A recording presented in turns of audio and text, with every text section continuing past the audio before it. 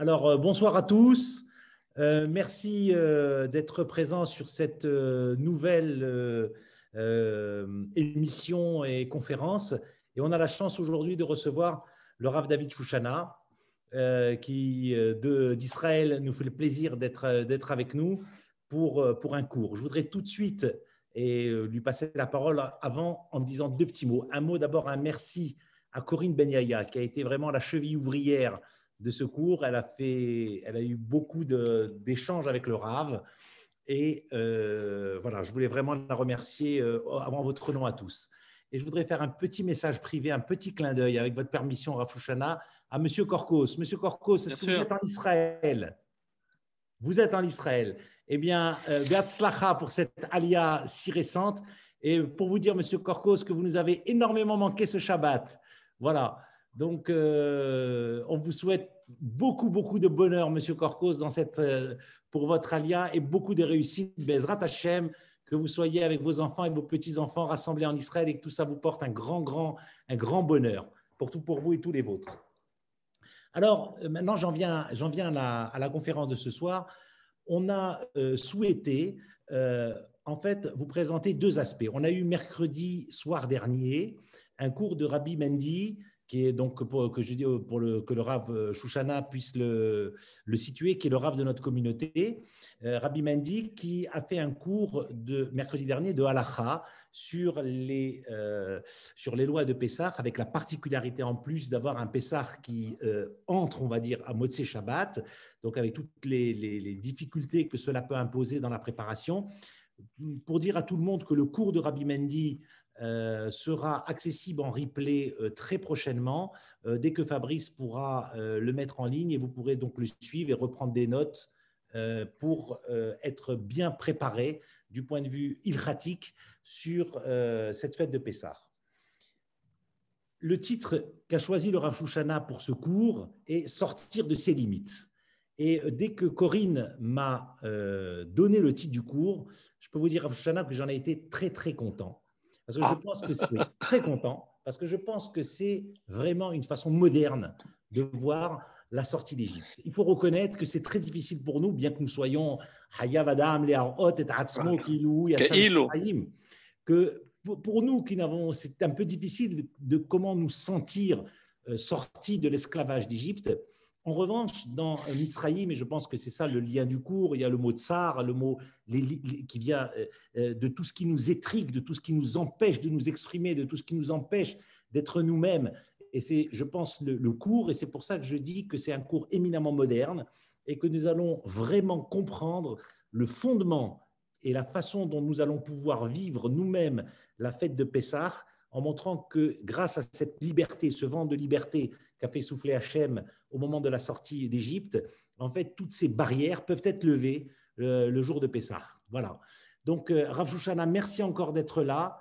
Je vous cède avec un immense plaisir la parole et c'est à vous pour le temps que vous voulez. Pour les questions, on verra comment on fait à la fin. Est-ce que, en fonction de ce que décide Fabrice, qui est le maître d'œuvre de cette soirée, est-ce que les questions arrivent sur le chat et je les pose après à Rav Chouchana? Est-ce que les gens les posent en direct avec des ouvertures de micro par Fabrice? C'est Fabrice qui décide et qui me dira. Richard, je pense que le plus simple, c'est qu'on fasse comme on fait d'habitude, et donc que les questions soient envoyées directement sur le chat. Sur le chat. Pour la fin. D'accord, parfait. Super. Rav Chouchana, parfait. Régalez-nous. Merci. On va essayer.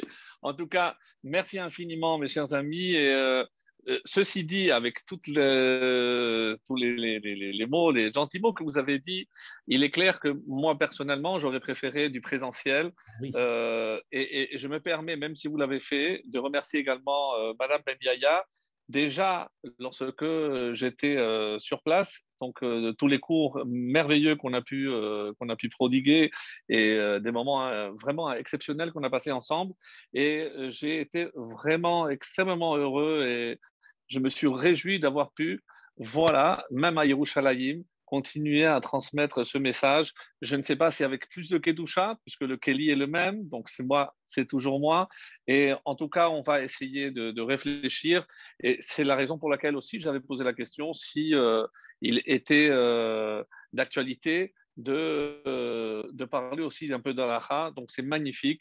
Surtout que, comme vous le savez, on a l'habitude de dire que le Shabbat Hagadol, l'une des raisons, c'est parce qu'on réunit tout le public pour parler des Ilchot Pessah. Mais là, ce Shabbat Hagadol, on est un peu coincé, c'est trop tard. Si on attendait le samedi prochain pour écouter ce qu'il fallait faire, évidemment, c'est trop tard. Donc, c'est pour ça que vous avez anticipé exactement ce qu'il fallait faire. Et c'est magnifique si vous pouvez mettre en ligne pour que tout le monde puisse consulter. Et c'est aussi une façon de se préparer, bien entendu, puisqu'il y a la halacha, c'est comment la démarche à suivre, toutes les halachot, surtout qu'elles sont, on ne va pas dire complexes, parce que lorsque elle est ancrée en nous, on le fait parce qu'on sait qu'on va le faire, et on va voir un des thèmes que j'aimerais aussi développer ce soir. Alors, dans un premier temps, et j'aimerais revenir sur l'expression Yetziat Mitzrayim. Donc, ce qu'on va célébrer, nous, à Pessah, c'est Yetziat Mitzrayim.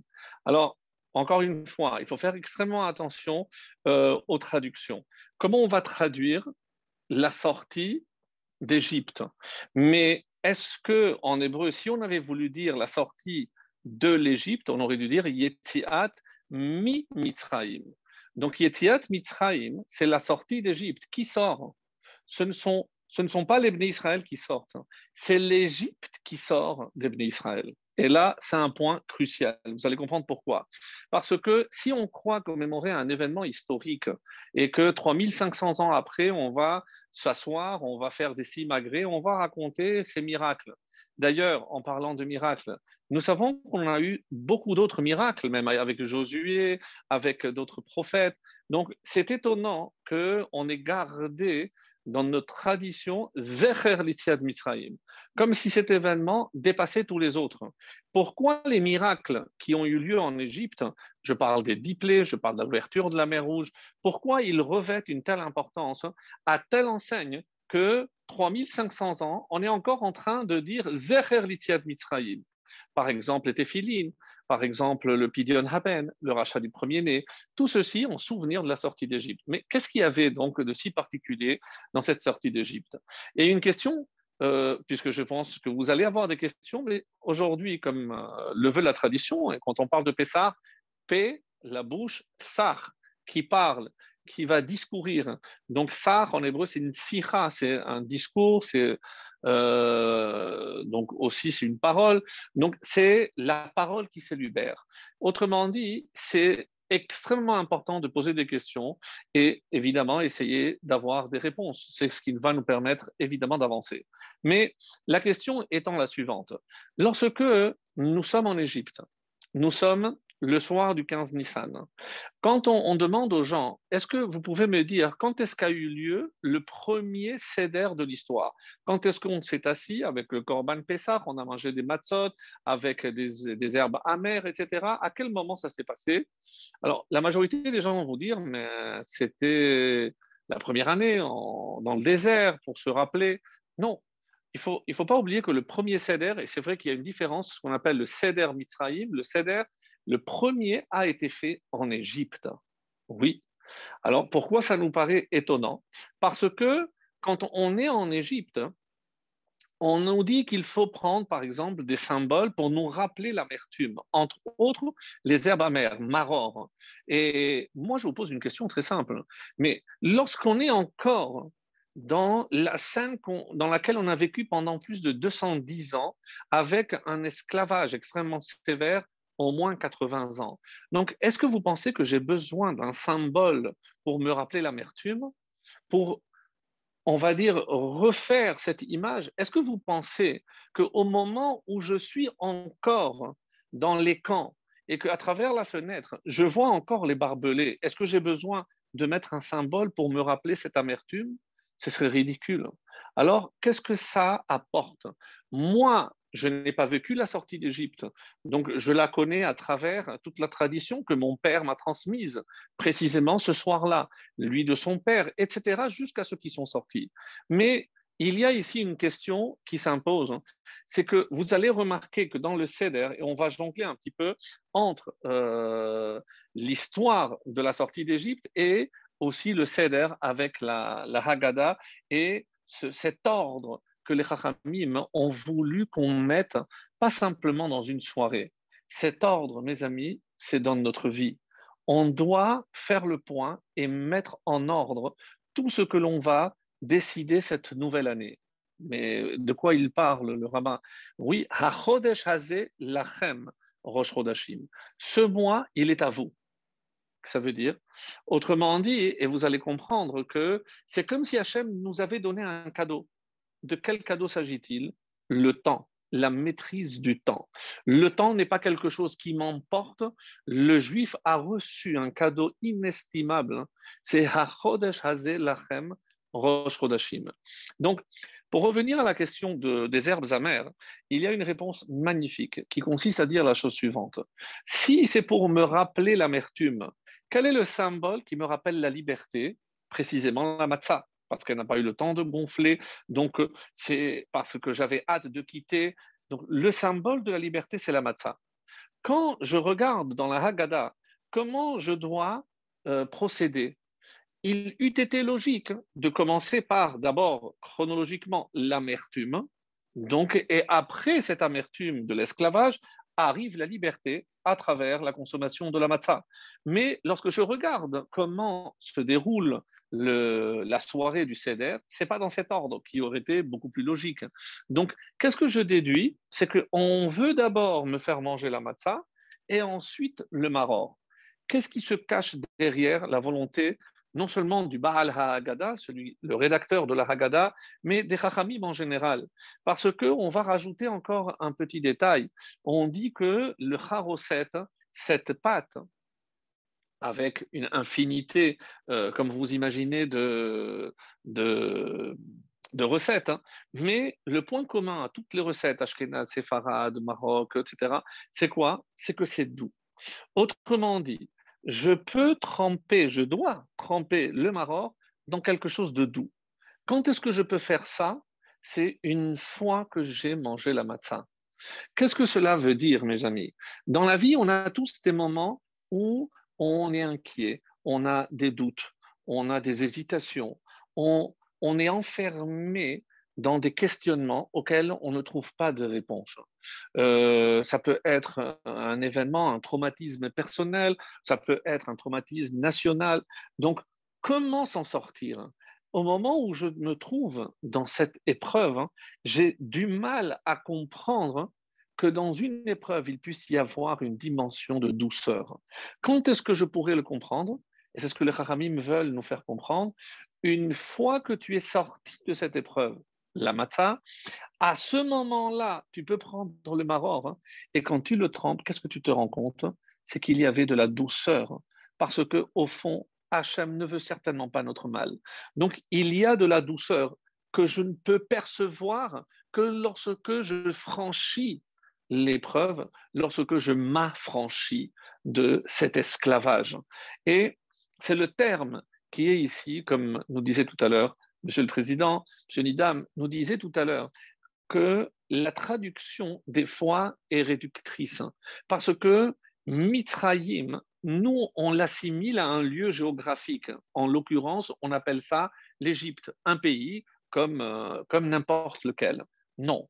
Si la Torah donne ce nom, c'est parce qu'il exprime dans le mot se trouve l'essence, la quintessence de ce que représente l'Égypte. Que représente l'Égypte? Alors, regardez dans les lettres, c'est vrai qu'il y a tsar, il y a cette étroitesse. Vous savez d'ailleurs d'où vient la particularité de la France, c'est que comme on dit le pain en hébreu, on dit pâte. Et pâte, c'est la pâte, mais c'est aussi le pain. Et étroite, c'est tsar. Si je mets les deux mots ensemble, tsar, pâte, ça fait tzorfat, c'est la France. Donc c'est la baguette. Donc ça, c'était juste pour vous montrer que même encore aujourd'hui, on peut trouver des allusions. Mais pour passer donc à un niveau beaucoup plus profond, qu'est-ce que je remarque? Que dans Mitzrayim, il y a Metzarim, c'est les mêmes lettres. Metzarim, c'est les étroitesses. Donc l'homme, souvent, va s'enferrer, va s'enfermer dans une forme d'esclavage. Ça peut être, comme je l'ai dit, l'idéologie. Il est convaincu que le chemin qu'il a emprunté, c'est le chemin qu'il doit suivre. Donc, il aura beaucoup de mal à s'en défaire, à écouter autre chose, à vouloir autre chose. Qu'est-ce que je déduis de là? C'est que Metzarim, c'est quelque part l'enfermement de soi. Comment je le sais? Parce que soi, c'est moi. En hébreu, moi, c'est mi. Mi. Et qu'est-ce qu'il reste dans le mot mitraïm? Métar. C'est enfermer le moi. Qu'est-ce que la volonté de l'Égypte? C'est enfermer le moi. Et on va voir, parce que enfermer le moi, mi, si j'inverse, c'est yam. Yam, c'est la mer. Que représente la mer dans le discours rabbinique? C'est l'infini. Il y a en l'homme, et surtout le béni Israël, une dimension d'infini extraordinaire. Et quelle était la volonté de l'Égypte? C'est enfermer ce potentiel qui était enfermé. Alors, à quoi cela est-il comparé? C'est comme une graine. Donc, vous remarquerez, et je ne le dessine pas, mais vous pouvez visualiser, c'est qu'est-ce qui donne une figure géométrique où je peux obtenir une infinie de droite. C'est à travers un point. 2 points, je peux ne passer qu'une droite. Mais un point, il y a une infinité de droites qui peuvent le croiser. Donc, le point représente l'infini. Maintenant, si de ce point, je veux donner du volume, qu'est-ce que je vais obtenir? Donc, il y a la profondeur, pour donner donc une profondeur, il y a la longueur et il y a la largeur. Si vous dessinez la longueur,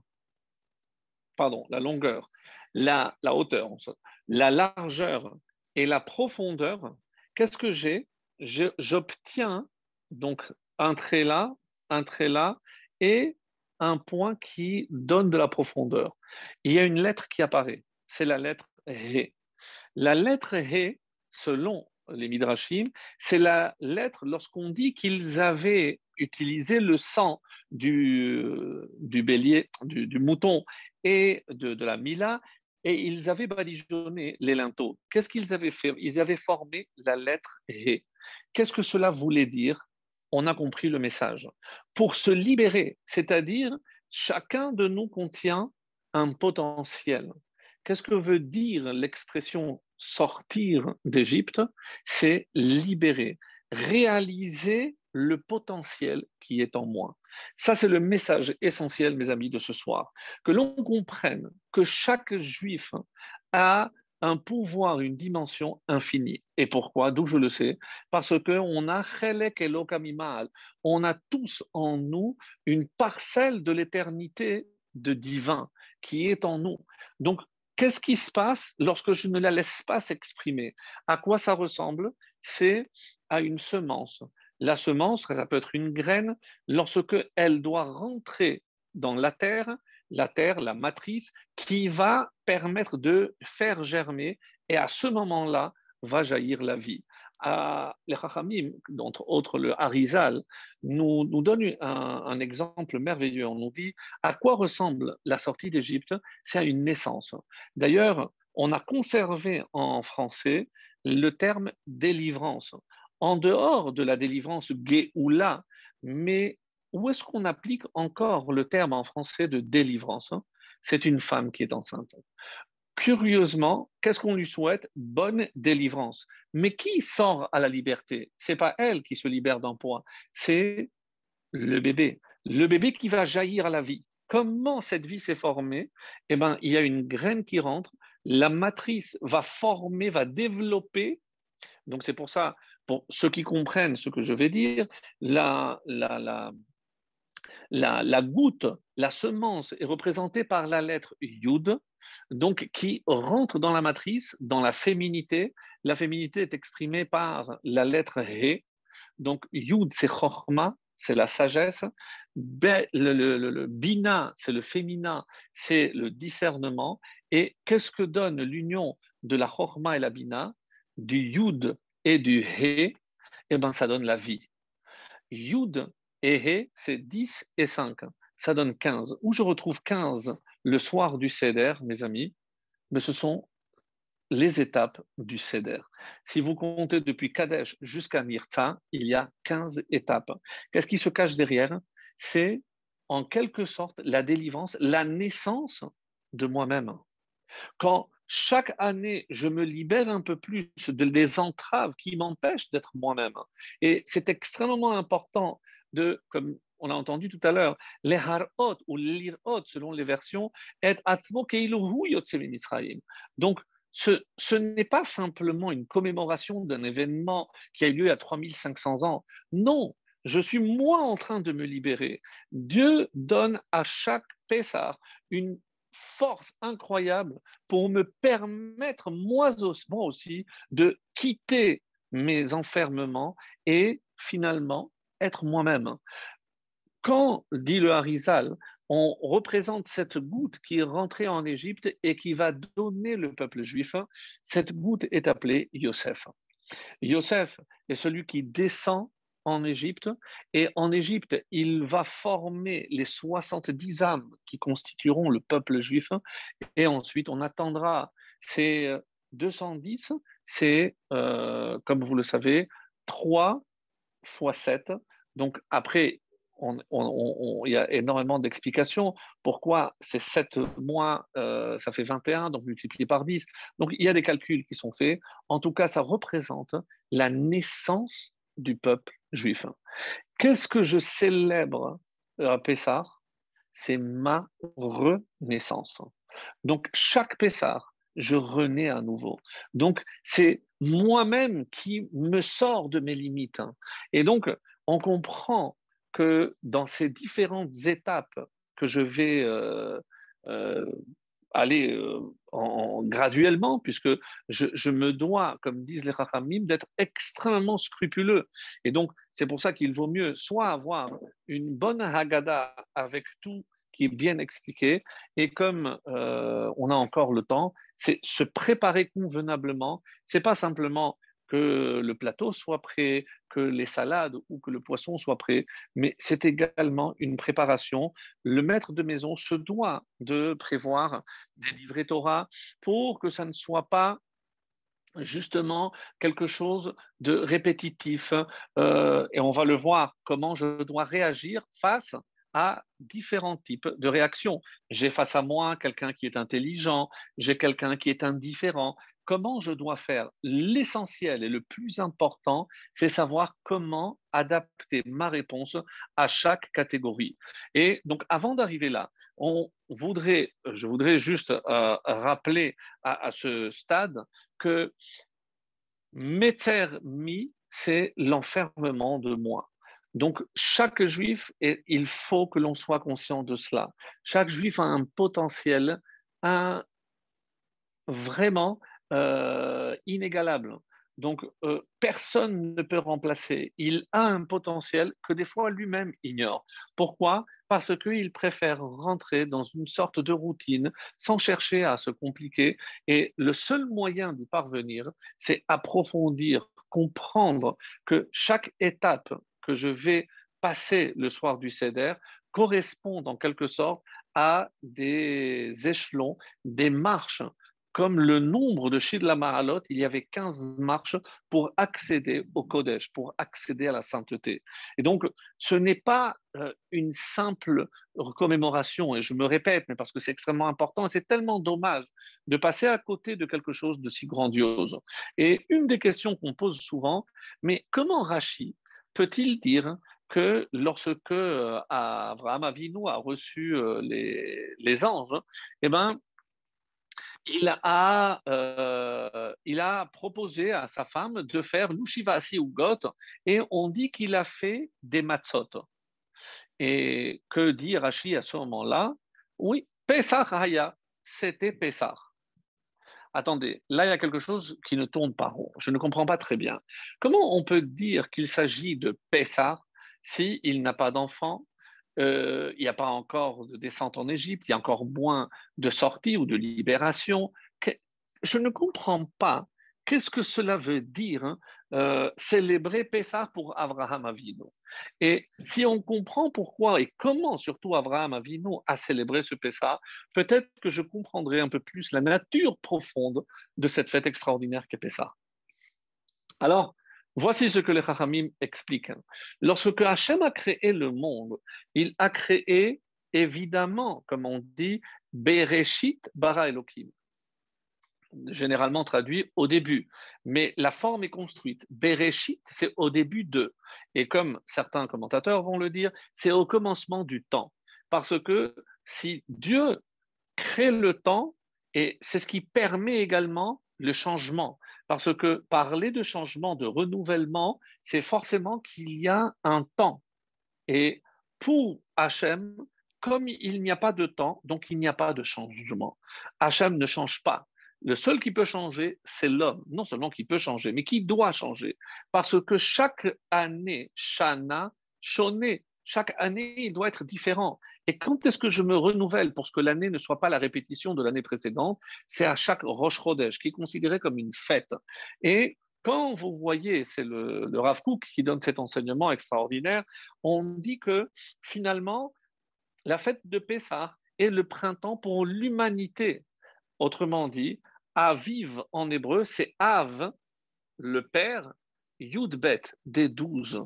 Donc, le printemps représente le père du temps, puisque Yudbet, c'est les 12 mois. Et d'ailleurs, même dans l'astrologie, avez-vous remarqué que quand on cite les signes du zodiaque, par lequel on commence? Par Bélier. À quel mois il correspond? À Nissan. Eux, implicitement, reconnaissent que le temps, à qui il appartient? Ceux à qui Dieu a dit, lachem, c'est pour vous, c'est votre cadeau, c'est vous qui maîtrisez le temps. Donc, de là, j'apprends que Dieu, non seulement il a créé la matière, mais il a créé le temps. Et que veut dire qu'il y a un temps qui est différent, de la même façon qu'il y a un espace qui est différent?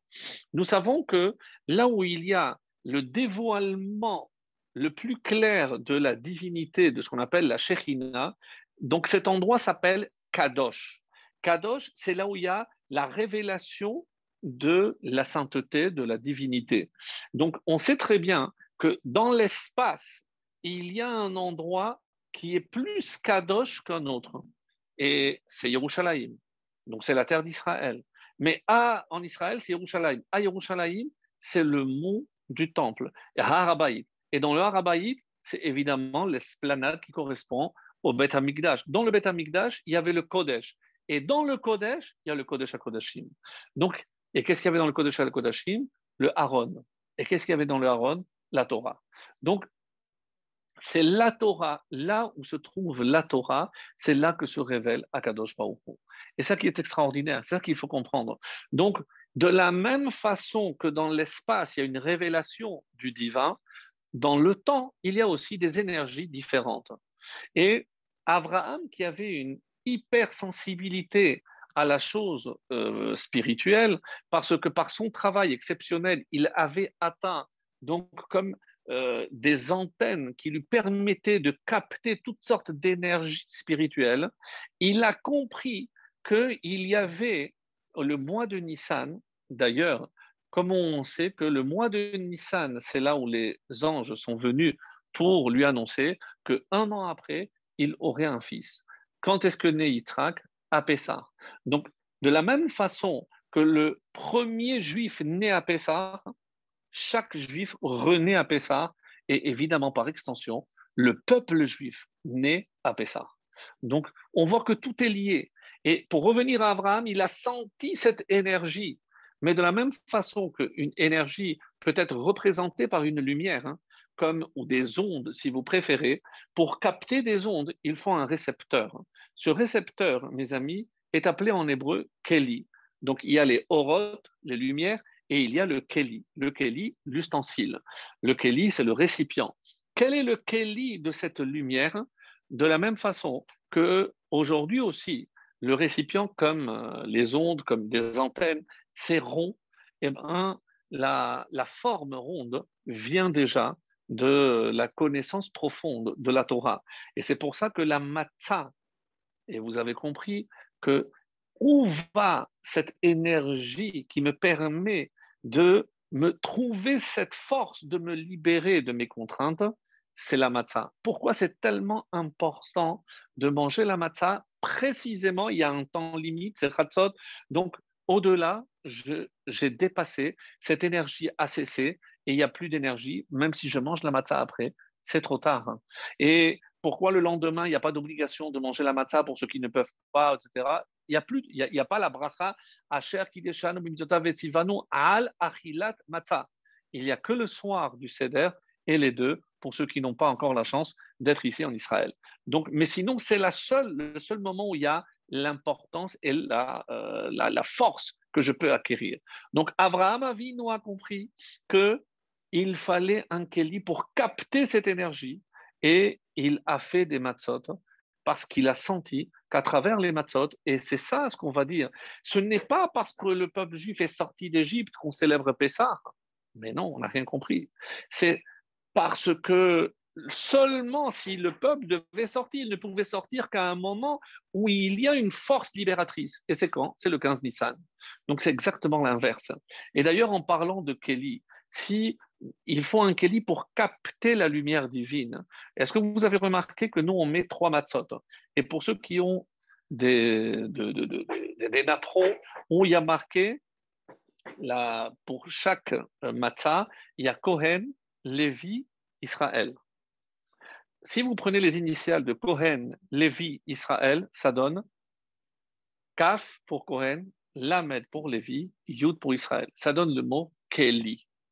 On est en train de montrer, c'est le Kéli. Le Kéli en question, ce sont les matzot. Et là, vous avez tout compris.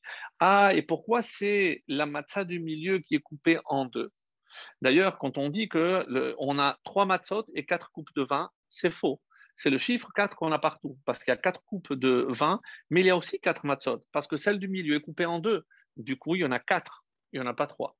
Et pourquoi celle du milieu qui correspond à Lévi? Parce que, comme vous le savez, de la tribu de Lévi descend une autre partie qui s'appelle les Kohanim. Donc, c'est la tribu de Lévi qui a été partagée en deux, les Léviim d'un côté et les Kohanim. Et pourquoi on garde pour la fin? Puisque malheureusement, on n'a pas de temple, mais dès que le temple reviendra, les Kohanim reprendront du service. D'après d'autres, ce sont les Bechorot qui récupéreront leur sainteté, autrement dit les premiers-nés, et ils pourront revenir à accomplir la mission qui était la leur, autrement dit de servir dans le Beth Amikdash.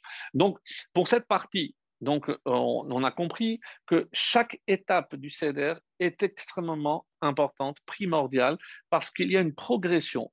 Vous allez remarquer que toute la partie qu'on appelle la Haggadah, ma guide, se termine par un kiddush. Je commence par un kiddush, le Kadesh, et ça se termine par la fin de la Haggadah. Donc, tout ceci concerne le passé. Mais il y a aussi quelque chose d'étonnant. C'est le Hallel, il est coupé en deux. Oui, vous l'avez remarqué. Donc, on commence le premier paragraphe du Hallel, Betzet Israël Mimitzrayim, et on arrête. Après, on passe à la matzah, on va manger, Shulchan Horaire. Ça, c'est le présent. Et une fois que j'ai terminé de manger, donc on continue la fin du Hallel, Nirtza, et je conclus la Haggadah. Ce qui est assez étonnant, c'est que finalement, je trouve le passé jusqu'à la Haggadah, le présent, c'est ce que je fais actuellement, je mange, donc je me nourris, c'est le présent, et à la fin du repas, c'est là où je récupère le morceau que j'avais caché au début. Comme si on nous disait, attention, ne crois pas qu'on est déjà sorti d'Égypte. La sortie d'Égypte, c'était un début de processus. Ce début de processus qui va en progression et qui vise la Géoula finale, c'est-à-dire la délivrance finale, notre délivrance, la délivrance de notre exil. Mais ce qui est assez important de comprendre, c'est que la Géoula finale s'enracine dans la première Géoula, Zecher Litziar Mitzrayim.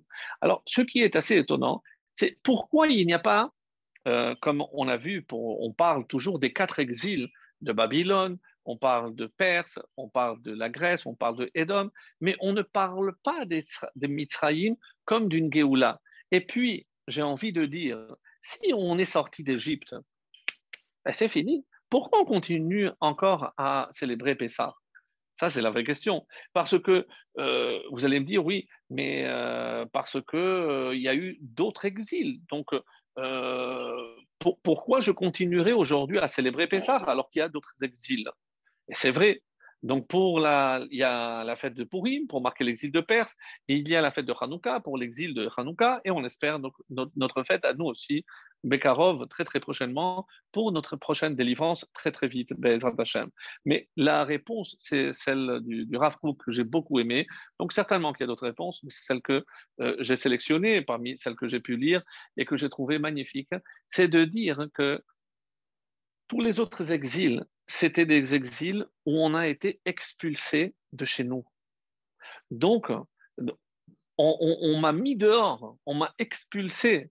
Il n'y a pas que de l'Espagne, de la France ou du Portugal qu'on nous a expulsés, mais la première expulsion, le premier exil, c'est lorsqu'on a perdu le premier temple. Donc, on parle ici de l'exil du corps. Mais à Pessah, qu'est-ce qui a été libéré, mes amis? Si je dis que c'est la naissance, que c'est la naissance de chaque être, la naissance du peuple juif, de l'entité nationale du peuple juif, c'est-à-dire que c'est l'âme. Et c'est pour cela que la différence entre la sortie de l'exil d'Égypte et tous les autres exils, c'est que forcément, ici, on est dans l'exil de l'âme, parce que c'est notre naissance. Alors, comprendre maintenant que chaque fois que le Seder, je vais m'asseoir et je vais célébrer, je suis en train de préparer, de continuer le processus qui va m'amener à la délivrance finale. Comme il y a plein de symboles, il y a les 4 langages de la délivrance qui correspondent aux 4 coupes que je vais boire, et cette 5e qui est laissée de côté, qu'on appelle le Kos Eliyahu, par laquelle je commence, puisque je la remplis au début, en espérant évidemment que Eliyahu Hanavi viendra nous annoncer que c'est bon, c'est fini. La question maintenant que je vais poser, est-ce que lors de la délivrance finale, on va continuer à célébrer Pessah? Alors, il y a une grande discussion dans le traité de Berachot, et je l'ai sélectionné parce qu'il est magnifique. Donc, le personnage, on le connaît bien, c'est Ben Zoma. Et lui, il a une opinion très particulière. Il dit que non, lorsque la délivrance finale arrivera, on n'aura plus besoin de célébrer Pessah, parce que là, on sera déjà donc dans la délivrance finale. Et il cite un passage du prophète Jérémie. Donc, vous pouvez aller le consulter avec tous les détails et tous les commentaires. Nous sommes dans le traité de Berachot, la page exacte 12, folio B, tout à fait en bas. Ça se termine par une Mishnah et le début de la Gemara. Donc, c'est le début de la Gemara où Ben Zoma intervient et il dit. Il cite le verset de Jérémie que je vais vous lire. Hine yamim ba'im neum Hashem. Voici des jours viennent, parole d'Hachem. Velo yomeru od chay Hashem asher elad ben Israël mimisraïm, où les gens ne jureront plus comme vit Hachem qui a fait monter les bénis Israël d'Égypte. Alors qu'est-ce qu'ils vont dire?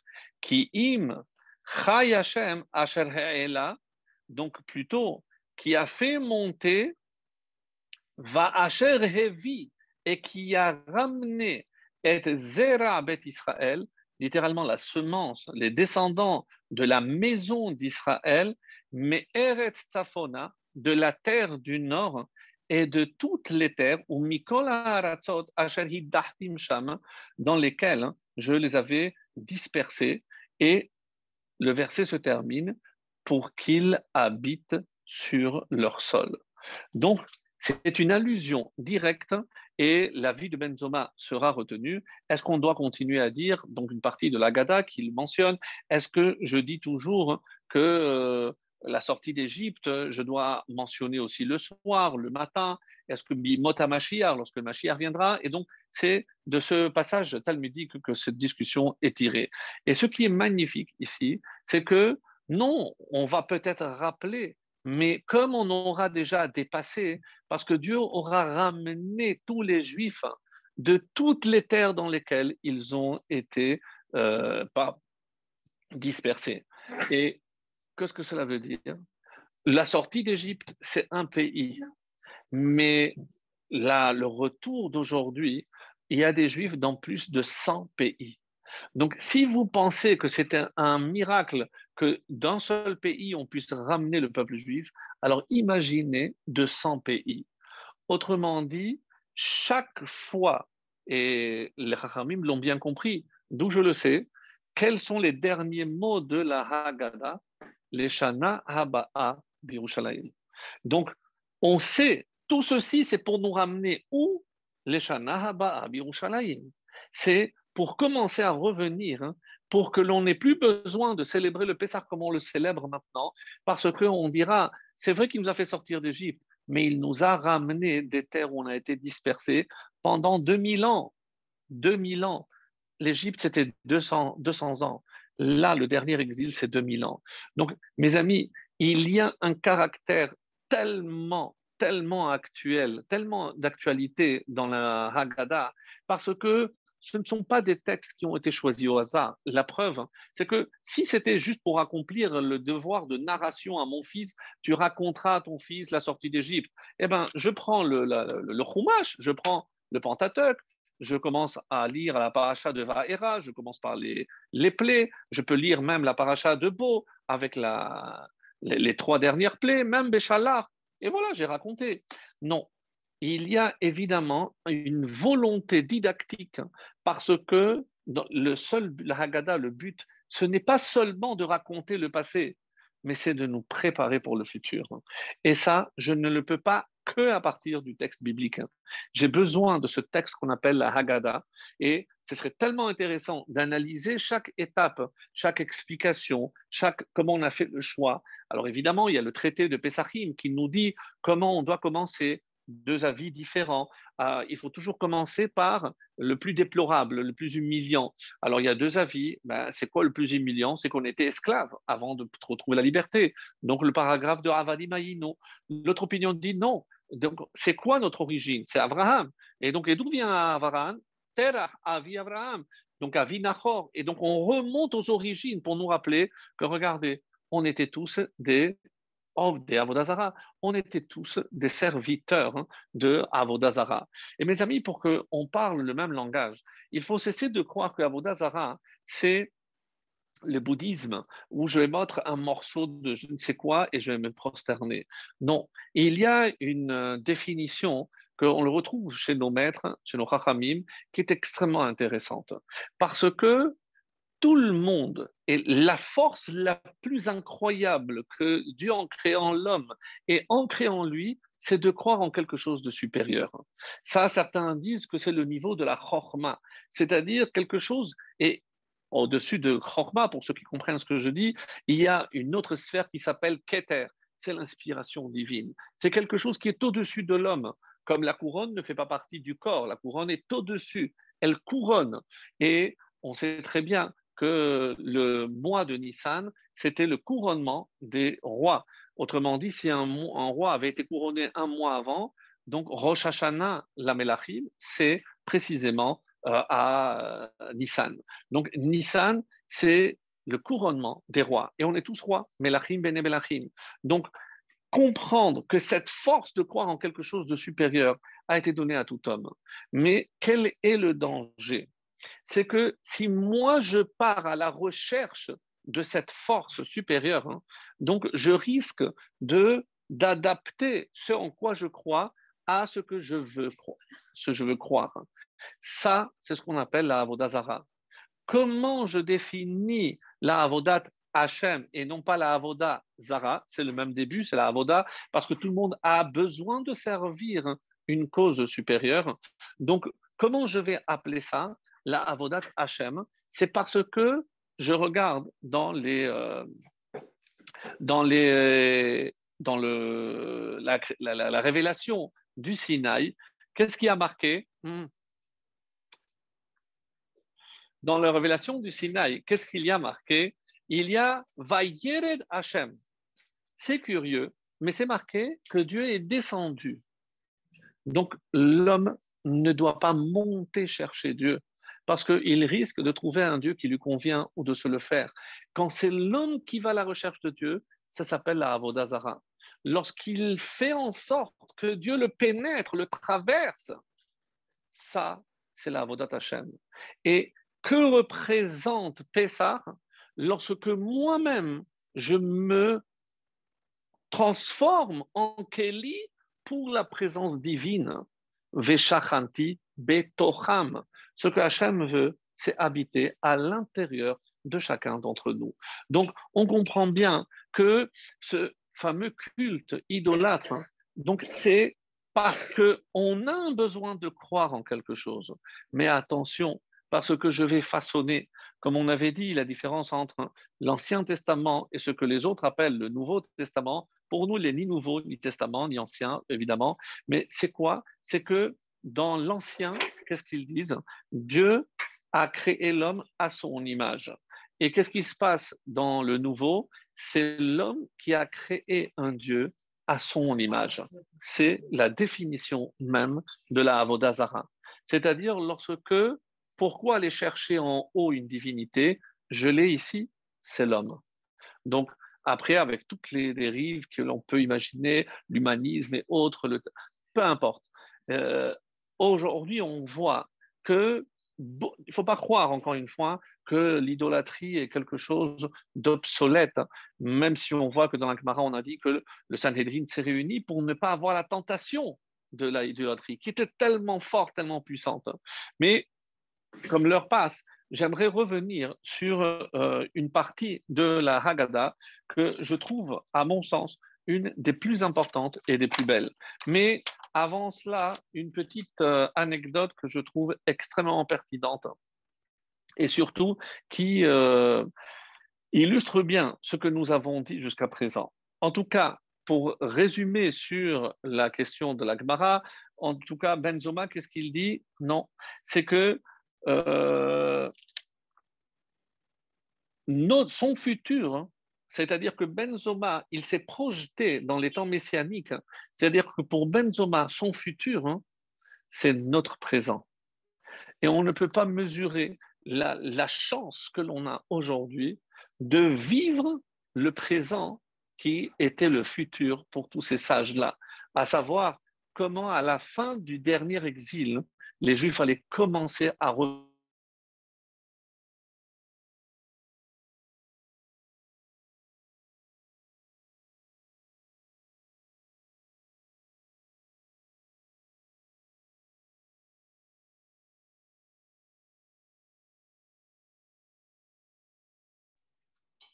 On a un petit souci de connexion.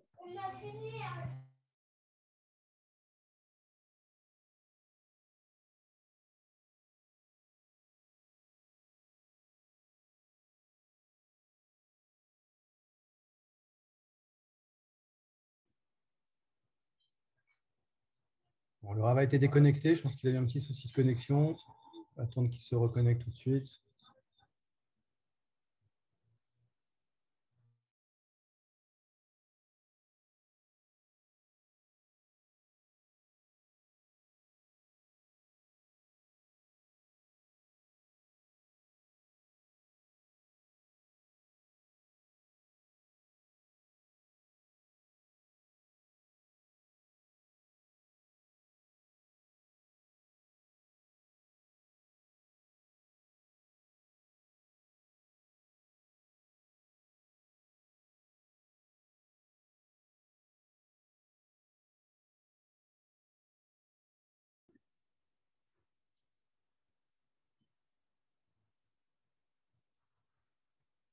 Quelques petites secondes. Là. Ah, voilà, la connexion est revenue. Ah, ça avait coupé. Voilà, on vous avait perdu un petit peu là. Oui, oui, oui. Je ne sais pas, ça a coupé d'un coup et c'est revenu. C'est bon? Voilà, Allons-y. parfait. C'est parfait. C'est bon. Désolé, voilà, super. Alors, je ne me rappelle plus où on était. Ah, donc, Benzoma. Oui, les pays du Nord. Donc, les pays du Nord, d'après la majorité des commentaires, on dit que c'est de la Russie. Et effectivement, si on regarde, c'est là où il y avait la plus grande concentration de Juifs. Hein. Et lorsque on considère que lorsque les Juifs du Nord ont commencé à revenir en Israël, c'était sans aucun doute un des symboles les plus forts du retour du peuple juif sur sa terre. Alors, un passage que je voulais voir avec vous, qui pour moi est peut-être un des plus beaux, des plus riches de la Haggadah, c'est précisément celui des 4 enfants. Mais ce qui est curieux, c'est l'introduction. Baruch hamakom, baruch hu, baruch shenatan et Torah el amo Israël. Donc, on nous dit, Baruch hamakom, béni soit l'endroit. On sait très bien qu'un des noms d'Hachem, c'est Makom. Alors nous, on dit pourquoi? Parce que tout le lieu est en Dieu, mais que Dieu n'est pas tout le lieu puisqu'il est au-delà. Oui, mais Makom, c'est aussi Mekayem. Qu'est-ce que c'est Mekayem? C'est maintenir. Et comment Hachem maintient le monde? Baruch Shenatan Torah le'amo Israël. C'est en donnant la Torah. Alors on peut se poser la question, attendez, mais là on parle de Pessah ou on parle de Shavuot? Pourquoi? Parce que tout le monde sait que le don de la Torah, c'est Shavuot. Donc, qu'est-ce que Shavuot vient faire ici au milieu? Pour que je comprenne une chose, qu'est-ce qui me permet, moi, aujourd'hui, d'être un Kéli pour la lumière divine? Il y a une seule chose, c'est la Torah. Donc, un juif sans Torah ne pourra jamais être le Kéli. Alors, il y a une discussion dans Kiddushin. Est-ce que Keneged Arba Abanim, pourquoi on appelle Banim? On sait très bien, la Torah dit Banim atem l'Hashem Elokechem, parce que nous, le peuple juif, on a été appelés Banim. Alors il y a un avis dans la Gemara, dans Kiddushin 36, qui dit oui, mais quand est-ce qu'on est appelé Banim si on accomplit la volonté, c'est-à-dire si on fait la Torah et les mitzvot? Mais si on ne fait pas la Torah et les mitzvot, on n'est pas appelé Banim. Donc le deuxième avis dit non, pas du tout. Et c'est le deuxième avis, Rabbi Meir, qui est retenu non. Un juif, même s'il n'accomplit pas la Torah et les mitzvot, il reste le fils d'Hachem. De la même façon qu'un parent, peu importe si on sait que notre fils n'est peut-être pas à la hauteur, c'est pas ce qu'on attendait comme attitude de la part de notre enfant, mais un enfant reste un enfant. Alors à nous peut-être, et justement, et on comprend tout de suite comment ça se relie à la suite. Mais quel est le lien? Pourquoi on me dit que Baruch Shenatan Torah le'amo Israël, Dieu a donné la Torah? Oui, mais maintenant que Hachem a donné la Torah, il faut être sûr que la Torah a un répondant, que la Torah peut répondre à tout le monde. Et je disais que j'allais, avant la petite coupure, que j'allais illustrer cela avec une petite anecdote. Une anecdote très intéressante qui nous dit que lors de la Shoah, d'abord une histoire peut-être, c'est une histoire très belle. C'était un admour dont je ne me rappelle pas le nom, et on était la veille de Pessah. Et donc, il s'est dit, comment on va passer Pessah sans pouvoir au moins avoir un semblant de matzah? Alors, il est allé voir, donc avec toutes les effronteries qu'il avait, il est allé voir un SS, un des gardiens, lui dit, écoutez, est-ce que vous nous permettez de donner un peu de farine et pendant une semaine, vous n'avez pas à nous donner du pain. Donc, pendant une semaine, vous ne donnez pas du pain. Alors, il a dit, bon, vous êtes sûr, ça nous intéresse. Oui, on va juste vous permettre de faire avec quelques briques un petit four pour faire notre pain à nous. Et il a donné son accord. Ils étaient aux anges, donc ils ont pris cette farine, ils sont allés chercher de l'eau, etc. Et vous imaginez la joie de pouvoir avoir de la matzah dans un camp, c'était Bergen-Belsen. Et le jour où ils étaient en train le Rav était en train de faire les matzot, et ce SS arrive, il était un peu bourré, et il dit, mais tu te crois dans ton ghetto, sale juif? Il sort sa matraque et il passe tous ses nerfs sur ce pauvre rabbin et il a esquinté. Il l'a laissé quasiment pour mort. Donc, lorsqu'il s'est retourné, donc on est venu le chercher et ils l'ont aidé à se remettre, etc. À peine 2-3 jours, il a repris un petit peu ses esprits. Et le soir du Seder, donc avec énormément de tristesse, de chagrin qu'ils auraient pu avoir de la matzah, eh ben, ils se retrouvent malheureusement sans rien. Et donc, chacun commence à lire les bribes de la Haggadah qu'ils connaissaient par cœur. Et au moment où arrive le moment de consommer la matzah, le Rav, avec des cicatrices de partout, il a un petit sourire, il rentre la main et il sort un morceau de matzah qu'il a payé avec du sang. Parce que au moment où il se faisait frapper, il a rentré la main dans le four, il a sorti ce morceau, ça l'a brûlé et il l'a gardé. Il a dit au moins j'ai sauvé un morceau de matzah. Il n'y avait même pas kazaït peut-être. Et la question qui se pose, le Rav dit, voilà, maintenant la question, on n'a pas kazaït, donc on ne va pas donner un bout, au moins que celui qui va manger, eh ben, il pensera à quitter les autres. Alors évidemment, tout le monde, à l'unisson chez Rav, après tout ce que vous avez enduré, mais c'est évident que c'est à vous de manger ce morceau de matzah, au moins vous ferez la bracha, nous on l'écoutera. Et le Rav, avec beaucoup d'humilité, donc il baisse le regard. Et à ce moment-là, au fond de la salle, se lève une femme et elle dit la chose suivante. Avec tout le respect que l'on vous doit, Rav, et avec tout le respect de votre courage et ce que vous avez fait, mais je pense que s'il y a une personne ici qui devrait manger ce bout de matzah, ce n'est pas vous, c'est mon fils.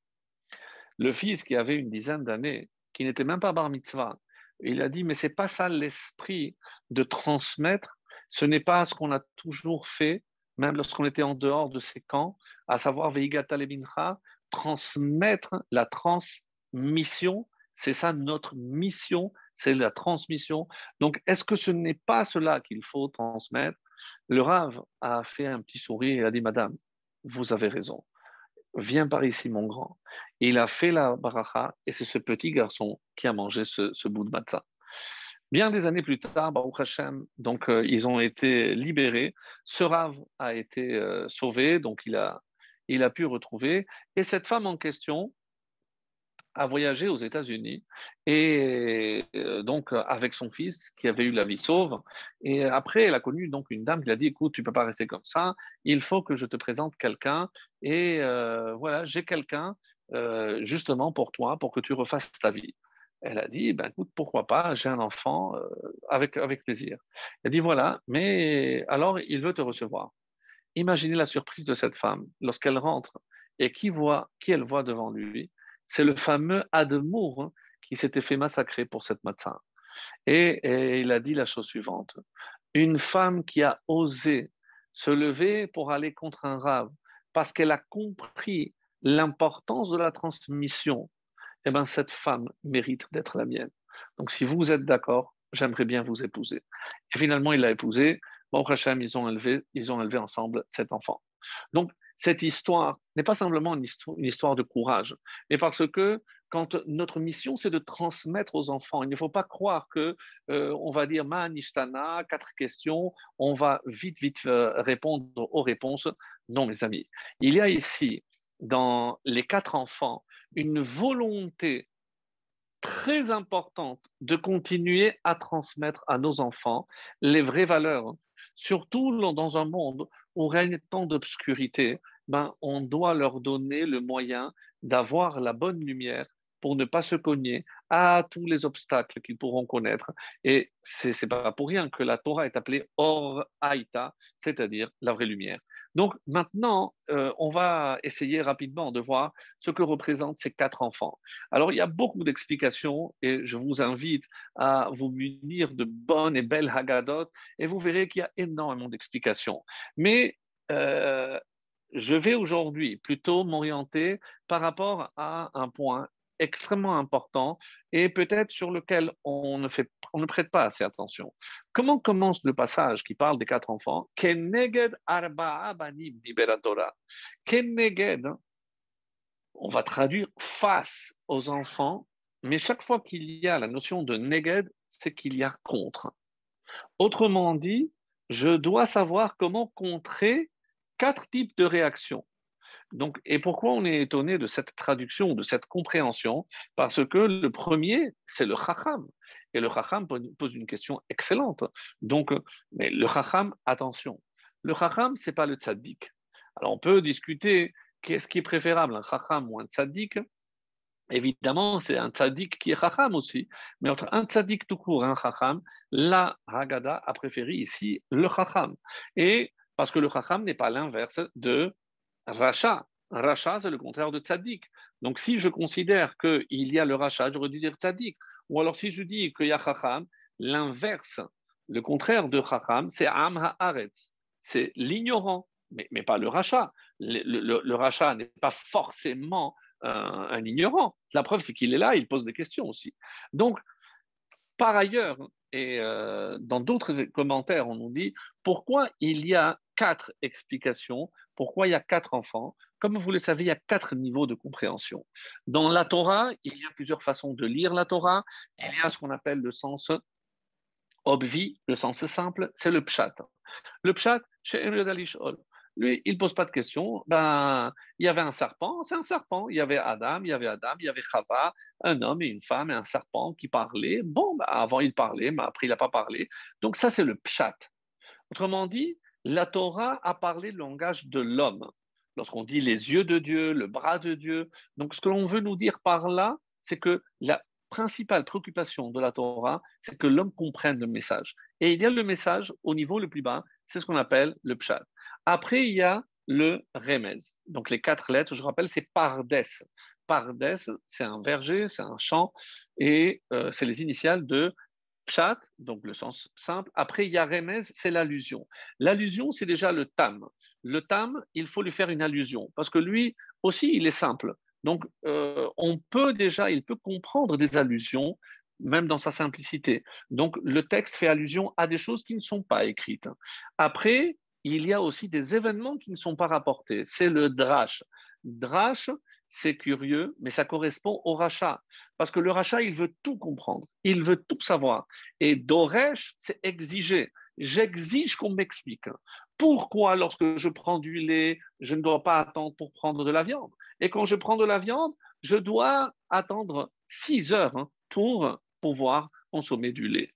Alors, c'est pas parce qu'il pose la question qu'il est rachat, mais dans cette attitude d'Oresh, j'exige une réponse. Alors, si déjà on a cité cet exemple, c'était intéressant parce qu'il y a une réponse magnifique qui dit, est-ce que vous avez remarqué que pour obtenir le lait est le symbole de la vie. Et quand je retire le lait d'une vache, je lui fais du bien. Et elle, en donnant le lait, elle fait du bien aux petits ou à nous, puisqu'on peut obtenir le lait. Mais une fois que la bête est morte, il n'y a pas de lait. Donc le lait est le symbole de la vie. Et comme nous, on est aussi en vie, lorsque j'absorbe du lait, eh ben, il fait partie de ma nature et le corps absorbe ce lait en un rien de temps. Parce qu'il y a une correspondance entre un élément de vie et la vie elle-même, c'est-à-dire moi-même. Par contre, lorsque je prends de la viande provient d'un animal mort. Donc c'est le côté rouge, c'est la justice, c'est la mort, c'est la rigueur, alors que le lait c'est blanc, c'est le chesed, c'est la bonté. Donc qu'est-ce que je remarque? C'est que la viande représente la mort. Et comment quelque chose de mort peut être intégré par quelque chose de vivant? Et bien là, c'est beaucoup plus lent. Et ce 6, c'est comme les 6 jours de la création. Donc, c'est une nouvelle création, c'est un cycle qui, ça remonte déjà à des connaissances plus profondes de Kabbalah et autres, mais tout le monde comprend à notre petit niveau que pour intégrer, comment on appelle ça intégrer? On appelle ça digérer. Pour digérer la viande, on a besoin de beaucoup plus de force. Pourquoi? Parce que nous, on est un organisme vivant et on doit accueillir, absorber quelque chose de mort. Et donc, ça nécessite beaucoup plus de temps. Donc, je peux comprendre, je peux expliquer, il y a plusieurs explications, parce que après le lait, après la vie, il y a la mort, et qu'après la mort, il n'y a pas la vie, donc il faut attendre un cycle de 6, et après le cycle reprend, vie et mort, etc. Donc, il y a énormément. Ça, c'est par rapport au rachat. Et ensuite, il y a le sod, c'est le chacham. Le chacham, bien sûr, qui sait que derrière chaque chose se cache encore énormément d'enseignement. Et c'est pour ça que lui, il sait distinguer entre d'autres, Hukim, Mishpatim. Il sait que dans la Torah, il y a plusieurs parties, etc. Donc ça, c'est par rapport au secret de la Torah. Donc on voit qu'on ne peut pas se contenter simplement du pshat. On a besoin de s'élever, on a besoin, chez Noyodalish Ol, il faut continuer, il faut s'élever et il faut approfondir. Ça, c'est une première explication. Et autre chose aussi, à ce niveau-là, comme nous disent nos maîtres dans le Talmud, c'est que on ne peut pas faire un bloc pour enseigner. Comme, et tout parent est conscient de cela, c'est que je ne peux pas apprendre les enfants en même temps et leur enseigner la même chose de la même façon. Vous allez me dire, oui, mais en classe, c'est vrai, mais parce qu'on n'a pas tellement le choix. Mais déjà, le roi Salomon nous l'a dit, Chanoch et Anar, les filles d'Arco. Quand tu éduques ton enfant, tu dois le faire, les filles d'Arco, selon son chemin, selon son tempérament. Donc, et chacun est unique. Donc, je devrais adapter chaque connaissance et c'est ce qu'on va voir par la suite. Alors, simplement, pour ne pas oublier ce point que je voulais aussi partager avec vous, quand j'ai dit que le juif est finalement le kéli de la présence divine sur terre. Donc, comment je le sais? Quand je dis Bereshit bara Elohim, pour Réchit, Dieu a créé le monde. Comment on dit Rashi? Bishvil Réchit. C'est pour Réchit que Dieu a créé le monde. Et qui est appelé Réchit? Le peuple juif. Donc, mais en hébreu, que veut dire Shevil? Shevil, c'est un canal. Donc, Bishvil Israël, dans le canal d'Israël. Comment je dois dire, chaque fois que je vais agir dans ce monde, Bishvili Nivra Olam. On traduit généralement, c'est pour moi que le monde a été créé. Non. Bishvili, c'est dans mon canal que le monde a été créé. C'est-à-dire, c'est par moi. Une partie du monde ne pourra exister que si c'est moi qui accomplis ce pourquoi j'existe. Donc, et c'est ça, c'est par moi, par rapport Bishvil Israël.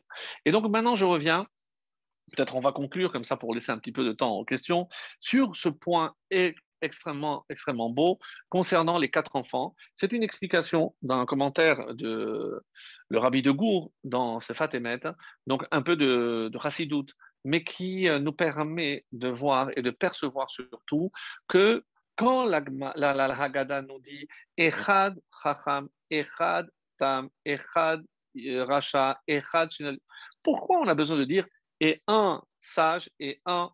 Alors, il y a une réponse qui paraît évidente, mais on a du mal à s'en faire. Pourquoi? Parce que c'est pas qu'il y a un sage, un méchant, un simple ou quelqu'un qui se va poser de questions. Non, Echad, c'est le même un. C'est-à-dire que dans chacun d'entre nous, il y a une part de Chacham, il y a une part de Racha, il y a une part de Tam. Comment c'est possible? Moi, j'essaie de comprendre. Moi, j'essaie de faire ce que l'on me demande. Comment on peut imaginer qu'il y a un rachat en moi caché? Oui. Et c'est la réponse extraordinaire qu'il nous répond. Alors, pour faire vite et laisser un petit peu de temps aux questions, je vais aller véritablement à l'essentiel en disant quel est le Chacham? Le Chacham, comment se présente aujourd'hui le Chacham? Nous, on dit c'est le sage, pas Talmid Chacham. Pourquoi? Parce que Talmid Chacham, c'est qu'avant d'être sage, il est Talmid. Qu'est-ce que c'est Talmid? C'est un élève. C'est parce qu'il se considère un élève qu'il est sage. C'est-à-dire, qui est le vrai sage? Celui qui garde toujours en lui cette part d'élève parce qu'il doit toujours apprendre quelque chose. Mais pour, on va dire, moderniser cette explication, et c'est pour ça que cette explication est d'une actualité vraiment brûlante, on nous dit que représente ou qui représente le Chacham? C'est l'intellectuel. Qu'est-ce que c'est l'intellectuel? C'est celui qui a une intelligence qui lui permet de tout comprendre. Alors il dit, les mishpatim, les lois sociales, c'est une évidence, c'est bien que ça existe, on ne peut pas vivre en société sans cela. Les douyot, c'est les témoignages. Évidemment qu'il faut être reconnaissant parce que tout ce que Dieu nous a fait. Mais là où il va un petit peu buter, c'est les chukim. Mais Hachem, qu'est-ce que cela veut dire?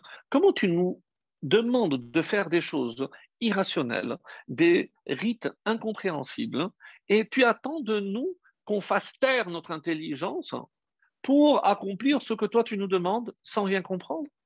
Mais c'est une insulte. On entend ces arguments, mais c'est une insulte à notre intelligence. Comment tu nous demandes de faire taire? Alors, c'est toi qui nous as donné cette intelligence. Alors maintenant, tu ne vas pas me reprocher de l'utiliser. Et je veux comprendre pourquoi je ne peux pas mélanger le lait à la laine. Qu'est-ce que c'est que cette vache rousse? Qu'est-ce que c'est le lait et la viande? Pourquoi je dois me séparer de ma femme? Pourquoi? Qu'est-ce que ça te change, toi, que le Shabbat, je puisse trier? Est-ce que les arrête avant ou pas les arrête? Mais qu'est-ce que ça peut te faire? Donc, je veux comprendre. Ça, c'est l'intelligence. Et quelle est la réponse qu'on lui donne? Après que tu as terminé Pessah, avant c'était le Korban, aujourd'hui, qu'est-ce qu'on mange à la place du Korban? C'est la matzah. Et après la matzah, on ne mange rien.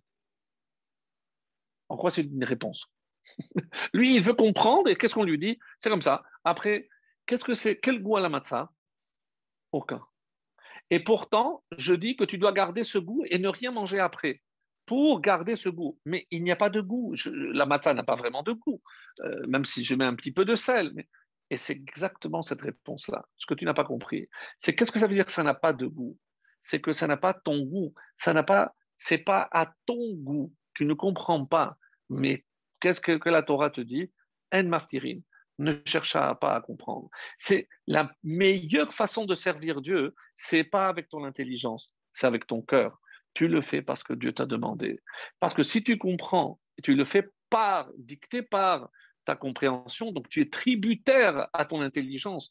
Peut-être que tu ne le fais pas l'ishma, tu le fais parce que tu comprends, mais c'est pas comme ça qu'un juif doit servir. Donc attention à cet excès d'intelligence. Donc ça, c'est keneged. Donc comment on répond à l'intello, et ça rentre très bien dans les mots. Le deuxième, rachat. Le rachat, est-ce que c'est qu'il a rejeté quelque chose? Qu'est-ce qui lui manque? Alors il dit, ma avoda azot lachem. Mais est-ce que vous pensez que vous, de simples mortels, qu'est-ce que vous pouvez, même en faisant des rites, mais qu'est-ce que vous pouvez apporter à Hachem? Mais vous êtes minuscule, vous êtes insignifiant. C'est ça le lachem. Lachem, mais pour vous, mais qui vous êtes? Pour qui vous vous prenez? Mais vous croyez que ce que vous allez faire ici a une importance aux yeux du maître du monde, mais vous êtes insignifiant. Donc, si le premier, c'est un excès d'intelligence, là, c'est un excès de modestie. Parce qu'il se dit, mais qui nous sommes, nous, pour pouvoir? Qu'est-ce qu'on lui répond? Bah, vous, mais tu n'as pas compris. C'est par rapport à ça, c'est parce que Hachem veut que tu le serves. Hachem ne s'est pas présenté comme créateur du monde. Hachem s'est présenté, je t'ai fait sortir d'Égypte. Donc, il est mêlé à l'histoire de l'homme pour que l'homme ne vienne pas comme ce rachat à pécher par excès de modestie. Mais qui sommes-nous? Qu'est-ce que tu crois que Hachem, il va faire attention à ce que je fais? Réponse, oui, parce que c'est ce qu'il attend de toi. Ça, c'est la réponse au rachat. Ensuite, c'est pour cela que... Et donc, n'oublie pas que parce que tu as un libre arbitre, que Dieu t'a préféré à l'ange, parce que tu peux précisément ne pas le faire et tu as choisi de le faire. Le tam, le simple, nous on dit que c'est le simple. Qu'est-ce qu'il dit? Mazot. Mazot, mais à quoi ça rime tout ça? À quoi ça rime? Pourquoi? Quel est son problème?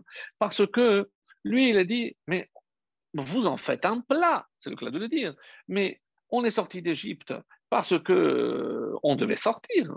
Donc, à un moment donné, il fallait bien, si c'est Hachem, comme vous dites, qui nous a fait rentrer, eh bien, on est sorti, c'est par notre propre mérite. La preuve, c'est qu'on a lutté, on a eu certainement des mérites pour sortir. Non. Ça, c'est, on va dire, un excès d'orgueil. C'est celui qui est toujours tributaire ou de son intelligence, comme le premier, ou de sa force. Si j'ai réussi quelque chose, c'est par mon propre effort. Personne ne m'a rien donné, c'est mon effort. C'est celui qui croit qu'il réussit dans la vie parce qu'il a un diplôme, parce qu'il est plus intelligent, parce qu'il a trouvé. C'est un peu un excès de fatuité, d'orgueil. Ça, c'est le tam. Il n'apparaît pas comme ça de prime abord, mais c'est comme ça qu'on le présente. Et qu'est-ce qu'on lui dit? Non, Bechol Zekiad, Hachem a utilisé sa force pour te faire sortir, parce que tu n'avais pas de mérite. Et c'est parce qu'il a voulu te faire sortir. N'oublie pas que tu étais au 49e degré d'impureté. Si Dieu n'était pas intervenu, eh ben, tu ne serais pas sorti parce que tu n'avais aucun mérite. Donc, autrement dit, dans la vie de tous les jours, lorsque j'ai une réussite, il ne faut pas oublier que cette réussite, je la dois à Kadosh Baruch Hu.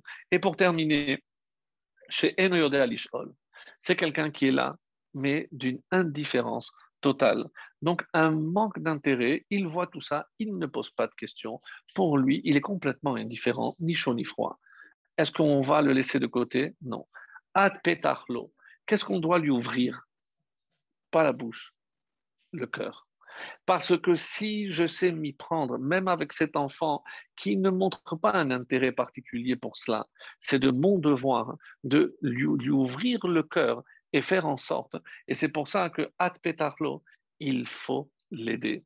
Comme la Gemara dira à plusieurs reprises, Rachamana liba bae. Qu'est-ce que la Torah, qu'est-ce que Dieu demande? C'est notre cœur.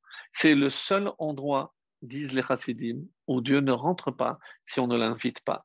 Donc, à nous d'ouvrir notre cœur, à nous d'ouvrir notre âme pour recevoir cette lumière qui descendra à Pessah, pour non seulement éclairer le monde, nous éclairer et apporter la lumière tant attendue à l'humanité tout entière. Amen. Merci beaucoup, mes chers amis. Merci beaucoup, Rav Shouchana. Merci pour ce très très beau cours où il y a énormément de choses qui ont été dites. Alors, on a une question. Je vais vous la lire. Voilà. une dame qui nous dit, peut-être l'avez-vous dit au début du Chiour, mais l'on dit, et je vous laisse répondre, que c'est Moshe Rabbeinu qui a écrit l'essentiel de la Haggadah. Et elle met entre parenthèses, son nom n'y figure qu'une seule fois. Quels sont ceux qui firent des ajouts au cours des siècles, ou bien est-ce les Anshe Knesset Hagedolah qui a écrit la Haggadah? Merci pour la question. Alors, il faut savoir que la seule fois où Moshe est mentionné, c'est parce qu'on cite un verset. Donc, on n'a pas cité Moshe. Et c'est d'ailleurs assez étonnant. Donc, je n'ai pas abordé cette question, bien entendu, mais à aucun moment on nous dit que c'est Moshe le rédacteur de la Haggadah. Alors, c'est vrai qu'il y a eu un ajout, mais il y a un seul ajout. C'est le début de la Haggadah aurait dû être Manishtana. C'est parce que tout le but, c'est éveiller la curiosité des enfants, donc par des gestes un petit peu étonnants. Donc, il y a un seul plateau et je fais semblant de l'enlever. Et on va passer à table, on nous donne un petit bout d'herbe, de carpasse, de céleri. Et comme ça suffisait pas, je la trempe dans de l'eau salée. Très, très étonnant. Donc, il y a un processus qui est essentiellement fait pour éveiller la curiosité de l'enfant. Je vais aller plus loin, pour éveiller la curiosité de l'enfant en nous. Parce qu'il n'y a pas que nos enfants, comme la Gemara dira, et s'il n'y a pas d'enfant, c'est la femme, sinon c'est soi-même. Mais qu'est-ce qu'elle veut dire, la Gemara? C'est que on espère qu'il y a toujours un enfant en nous. Pourquoi? Parce que c'est cette soif d'apprendre, cette soif, cette curiosité. C'est pas comme quelqu'un qui est complètement indifférent. Donc, c'est la question. Donc, le rajout, c'est halachmania. Halachmania, c'est l'introduction et vous verrez que par rapport à tout le reste qui sont des textes de la Mishnah, des textes de la Torah, etc., donc on voit que le premier passage est en araméen. Donc c'est la preuve qu'il a été rajouté bien plus tard parce que c'était la langue vernaculaire, c'est la langue parlée à cette époque, d'où d'ailleurs le Talmud, la majorité aussi du Talmud est rédigé en langue araméenne, pas pour éviter que d'autres comprennent, c'est parce que, au contraire, à l'époque, c'est la langue que tout le monde comprenait. Aujourd'hui, c'est ce qui peut causer des difficultés, mais qu'on peut, avec beaucoup d'efforts et de volonté, surmonter. Donc, pour être clair, donc pourquoi d'abord, il y a plusieurs réponses encore une fois, et pour aller à l'essentiel, pourquoi on ne parle pas de Moshe?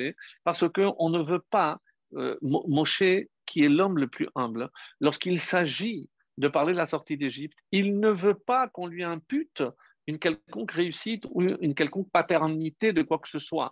Il se retire. Donc, ce n'est pas qu'il a rédigé la Haggadah, mais l'inverse. Il a voulu se retirer entièrement pour laisser la place au seul véritable acteur de la Haggadah, qui est Kadosh Baruch Hu. Lo al yedei shaliach, velo al yedei malach, velo al yedei saraf. Donc, comme on le dit d'ailleurs dans la Haggadah, ce n'est pas par le biais d'un intermédiaire ou d'un malach, pas du tout. C'est Akadosh Baruch Hu, Birvodo ou Atzmo. Donc, on voit bien que la volonté, et on dit toujours dans les commentaires, vous verrez, Baal HaHaggadah. Donc, c'est à l'époque de Anshe Knesset Hagedolah, ils ont donné la forme que nous connaissons, et on a rajouté ce début assez intéressant pour nous rappeler que la Géoula dépend de quelque chose aussi d'extraordinaire, je n'ai pas développé, c'est de la Gédoula, de la grandeur. Et qu'est-ce que c'est? Lecha Hashem Hagedula ve'Hagevura ve'Hatiferet. Donc, quand on donne les qualités d'Hachem, on parle de Gedula, après on dit Gevura, Tiferet, mais ça, on reconnaît, c'est les différentes sphères. Mais la première, normalement, c'est celle qui correspond à Abraham, c'est Chesed. Donc, qu'est-ce que c'est la Gedula? C'est le Chesed. Pourquoi on a introduit ce début de Haggadah? Pour nous rappeler que si je ne suis pas pétri de chesed, si je ne pense pas à autrui. Et regardez de quoi parle celui qui a faim, qui vient, il mange, celui qui a besoin de célébrer le Pessah, qui vienne partager le Korban avec nous. Donc cette année, on est encore esclave ici, l'année prochaine, en Bénéchorin, Be'arad et Israël. Donc l'année prochaine, on sera libre. Donc pour se libérer, il faut aussi penser aux autres. Il y a cette mitzvah extraordinaire de Kimcha d'Episra dans toutes les communautés de par le monde. On pense toujours aux plus démunis. Et il y a une très belle anecdote, je m'excuse, parce que je pense qu'il est un petit peu tard, mais il est plus tard pour nous. Et il y avait un exemple magnifique. On nous dit que les anges sont allés voir Hachem et ils lui ont dit, Hachem, on ne comprend pas quelque chose. Et il est écrit que on ne peut pas, que tu es incorruptible. Mais soit dit entre nous, là on est entre quatre murs du ciel, les anges qui parlent au Dieu lui disent, mais tu as un peu de favoritisme pour les bénis Israël. Ne dis pas le contraire. Alors Hachem donne une réponse assez étonnante. Il dit, mais comment voulez-vous que je ne favorise pas mon peuple? Regardez, je leur ai dit dans la Torah, tu mangeras, tu te rassasieras et tu béniras. Et regarde, à partir de combien, de quelle quantité ils font Birkat Amazon? 30 grammes. Je rappelle pour la halakha qu'au moment où je fais Netilat Yadayim, je dois manger kabetza, c'est-à-dire un minimum de 60 grammes. Mais si j'avais mangé que 30 grammes, comme d'ailleurs pour la matzah avec 30 grammes, je fais déjà Birkat Amazon. Mais alors, en quoi c'est une réponse ça? Alors, ils vont au-devant de la loi. La loi leur demande de se rassasier et eux, ils se rassasient avec si peu, 30 grammes. Mais c'est tout le contraire. Pourquoi? Parce que, et peut-être que c'est bracha levatala, peut-être que c'est une bénédiction en vain. Si tu n'es pas rassasié, tu n'as pas accompli la mitzvah de la Torah. La Torah t'a dit, tu manges, tu te rassasieras et tu béniras. Mais on ne peut pas se rassasier avec 30 grammes. Qui va croire ça? Alors, j'avais entendu une réponse magnifique qui dit la chose suivante. Il fut un temps où un pauvre était un pauvre. Et qu'est-ce que ça veut dire? Que malheureusement, il n'avait pas de quoi se nourrir. Et le peu qu'il réussissait à mettre de côté, c'était pour le Shabbat. Et le Shabbat, il regardait pour pouvoir avoir un pain, pour pouvoir faire le motzi, le Shabbat. Et ça, c'est les gens qui avaient un peu de chance d'avoir un pain pour le Shabbat. Mais il y avait ceux qui étaient encore dans une situation encore plus précaire. Alors, eux, ils n'avaient pas de choix. Qu'est-ce qu'ils faisaient? Le vendredi, ils se présentaient dans une choule et ils attendaient de se faire inviter. Ils restaient à la fin, à l'entrée de la choule, de la sina, et ils attendaient à la sortie les gens, les invités. Et qui étaient les premiers à inviter ces pauvres? C'était pas les riches, c'était les pauvres. Ces pauvres qui avaient à peine de quoi se nourrir. Et quand ils les accueillaient, le peu qu'ils avaient, ils le partageaient. Donc, il leur restait le minimum, c'est 30 grammes. Mais comment je peux imaginer qu'ils appliquaient, ils étaient rassasiés? Parce que rassasié, c'est pas simplement de pain. Rassasié, c'est de la satisfaction de savoir que j'ai pu partager même le peu que j'avais avec quelqu'un d'autre qui n'avait rien. Et donc, c'est ce que Hachem répond, et c'est cette réponse que je trouvais magnifique. C'est la réponse qu'il donne aux anges. Vous comprenez que c'est pas les 30 grammes, parce que eux, ils sont capables de se rassasier d'autre chose, d'un sentiment de satisfaction, d'aider autrui. Et c'est ça le chesed. De la même façon que cette fête représente le chesed que Dieu a fait pour nous, qu'est-ce qu'il attend Hachem? Que nous, on soit aussi un petit peu à l'image de ce qu'il a fait pour nous et que nous aussi, on soit capable d'être grand. Et comment on est grand lorsqu'on est capable de donner? Il y a Fabrice, il y a M. Corcos. Le temps que tu dégages le micro de M. Corcos, je vais poser une question au Rav. Et comme ça, après, M. Corcos pourra prendre la parole. Donc, il faut lui ouvrir son micro. Il veut dire un mot au Rav. Moi, je vais vous poser une question. Alors, n'y voyez aucune malice, ni aucun point politique, ni rien du tout. Par rapport à ce que vous avez développé tout à l'heure en disant que, en parlant que la fin de l'exil, c'est le prophète Jérémie, hein, c'est pas moi. C'est d'arriver à la terre d'Israël. Alors, moi, je voudrais que vous m'expliquiez pourquoi à ce moment-là, les Hachamim n'ont pas demandé de faire pour. On prend les 4 coupes pour les Siman Géoula. Pourquoi ils n'ont pas été jusqu'à Veheveti? Pourquoi ils n'ont pas pris en compte cette 5e coupe qui aurait pu être et continuer avec Veheveti et Rem et que ça soit la 5e coupe? Pourquoi s'être arrêté à 4 à ce moment-là? Alors, je vous donne ma réponse. Oui, votre réponse. Ma réponse, c'est parce que, est-ce que vous avez remarqué que le fait de franchir cette dernière étape, c'est quelque chose que la Torah ne peut pas nous demander. Aujourd'hui, moi, ça me fait un petit peu sourire lorsque je vois des conférences. Est-ce qu'il y a une mitzvah de faire la Aliyah? Est-ce qu'il y a une mitzvah d'habiter en Israël? Très sincèrement, je pense que la question est complètement dépassée. Parce que Hachem peut nous demander de faire les mitzvot, mais les mitzvot qui sont clairs. Donc, mais franchir ce pas, c'est-à-dire sentir que c'est le moment, que ma place est plus ici ou là-bas qu'ailleurs, ça c'est la personne elle-même. Donc, la coupe est là pour me rappeler, mais on ne peut pas t'imposer. Autrement dit, donc, pour moi, tu es mon peuple. J'attends. Et vous savez qu'il y a les deux versions. Il y en a qui disent que lorsque le Mashiach viendra, alors tous les Juifs viendront. Et il y a ceux qui disent non, c'est lorsque la majorité viendra. C'est ça qui amènera le Mashiach. Donc, moi non plus, je ne vais pas trancher. Parce que, vous allez dire, voilà, rabbin de communauté, moi aussi, c'était difficile. Mais même mes collègues me disent, mais enfin, tu as une belle communauté, on ne comprend pas. Je dis, écoute, tu sais, des fois, on sent que c'est le moment.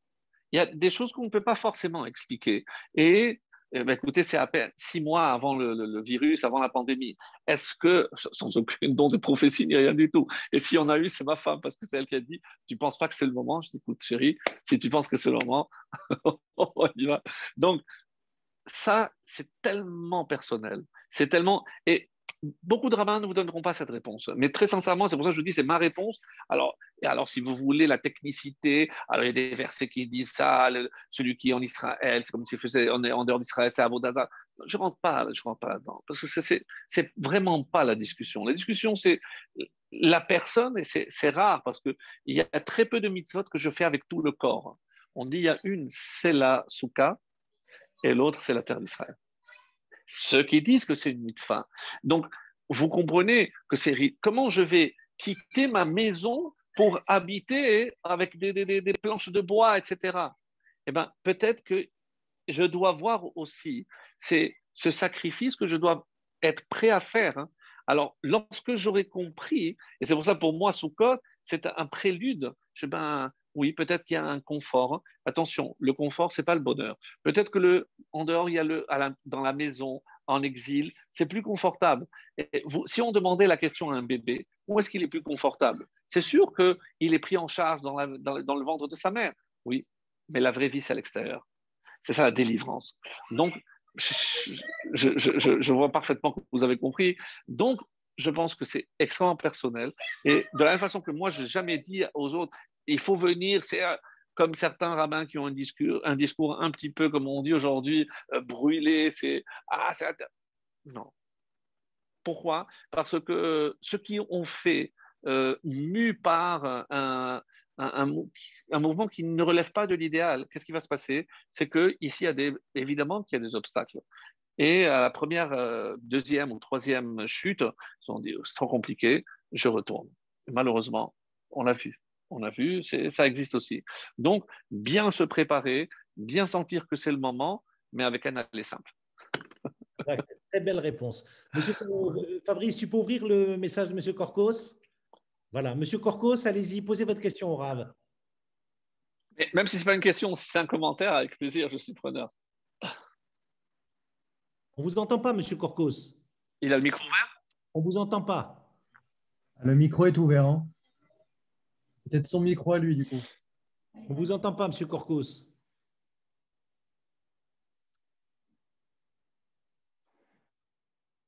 Non, on ne vous entend pas, Monsieur Korkos. Alors, enlevez le casque peut-être. Essayez sans le casque. Débranchez le casque. Enlevez le casque peut-être. Débranchez le casque. C'est peut-être ça qui fait.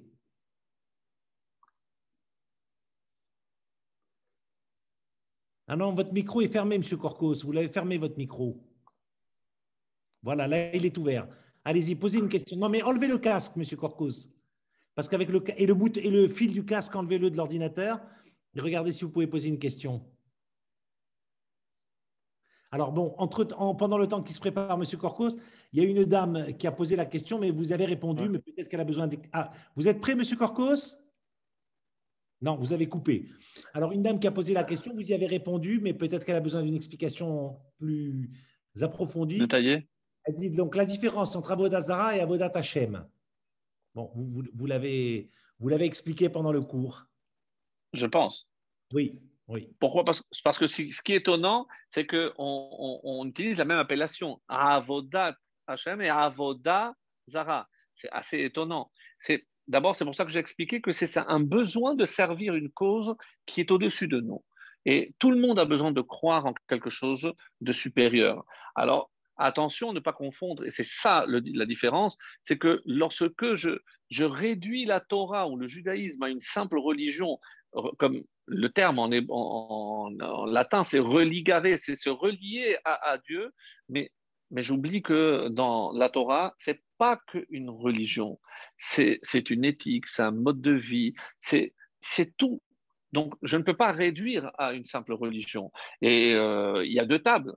Donc, de la même façon que j'ai des devoirs vis-à-vis de mon prochain, j'ai des devoirs vis-à-vis de Dieu. Ça ne sert à rien de manger strictement la méhadrine, strictement cachère, et en même temps proférer des paroles blessantes à son conjoint, à ses enfants, à son voisin.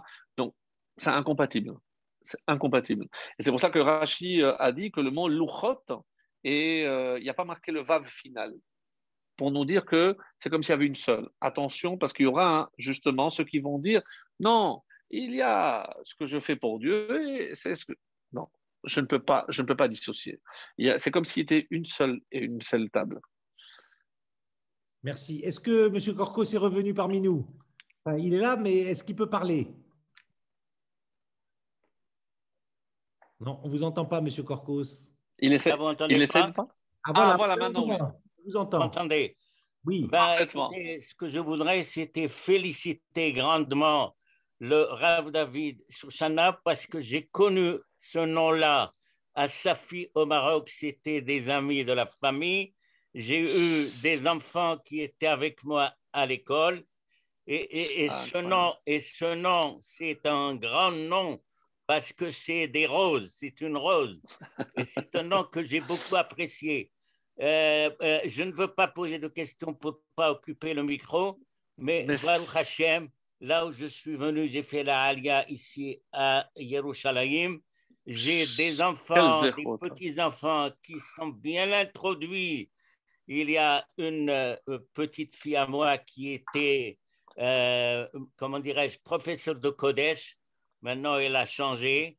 Et Baruch Hashem, pour poser des questions, il y a à qui poser des questions. En tout cas, je vous remercie parce que c'est clair et net. Je voulais simplement vous féliciter pour le nom que vous portez. Merci infiniment. Non seulement c'est très sympa, mais c'est un nom qui vraiment, j'ai rien à dire. Merci. Je voulais profiter pour que je suis là pour féliciter et remercier grandement Monsieur le Président Richard Nidam, le rabbin, tout le Kahal du centre Hillel. Et je n'ai pas eu le temps, malheureusement, je suis parti précipitamment. Je voulais simplement dire merci, merci, merci à tout le Kahal et à tout le monde. C'est tout ce que j'ai à vous dire. Et Hak Pesach Sameach Lachem ve'lechol HaKahal. Amen ve Amen. Et à vous une très bonne santé. Yerushalayim, je suis à Yerushalayim. On ne va pas oublier ce qu'on a passé dans la Gola, mais on est revenu chez nous.